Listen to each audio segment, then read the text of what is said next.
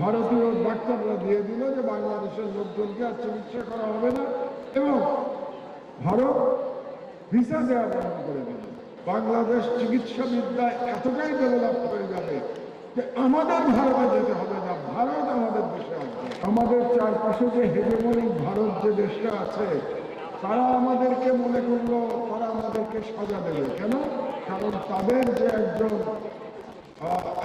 Agent বাংলাদেশের রাষ্ট্র ক্ষমতা 15 বছর দখল করে রেখেছিল,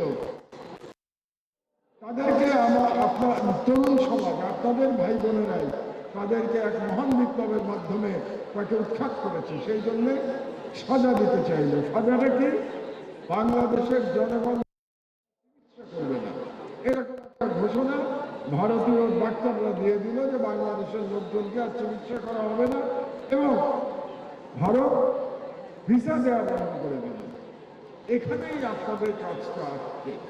আমি মনে করি আপনাদের মতো তরুণেরা আপনারা যখন ডাক্তার হবেন, বাংলাদেশ চিকিৎসা বিদ্যায় এতটাই ডেভেলপ হয়ে যাবে যে আমাদের ভারতে যেতে হবে না, ভারত আমাদের দেশে আসবে। আমি সেই স্বপ্ন দেখি, আমি সেই বাংলাদেশের স্বপ্ন দেখি যখন আমরা চিন্তা করব যে বাংলাদেশের ভারতীয় নাগরিকদের আমরা চিকিৎসা দেব কি দেব না, সেই চিন্তা আমরা করব। আমরা সেই দিনের স্বপ্ন দেখি।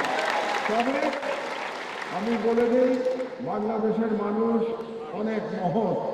তারা কোনোদিনও কোনো অসুস্থ মানুষকে চিকিৎসা দিতে অস্বীকার করবে না, এই বিশ্বাস আমার আছে। আমরা অতটা নিচে কোনোদিনও নামতে পারবো না যে আমরা অসুস্থ মানুষকে বলবো যে আমরা অসুস্থ মানুষকে চিকিৎসা দেব না। সেই জন্যে আপনাদের পেশাটা অত্যন্ত গুরুত্বপূর্ণ।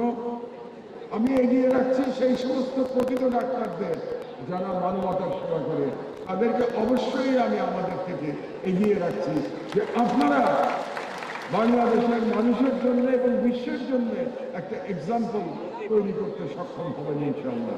যেমন করে জুলাই বিপ্লব সারা পৃথিবীর বুকে বাংলাদেশের মানচিত্র নতুন করে উজ্জ্বল করেছে, সেরকম আপনারা মেডিকেল প্রফেশনে বাংলাদেশের মুখ উজ্জ্বল করবেন, সেই প্রত্যাশা আমি করি।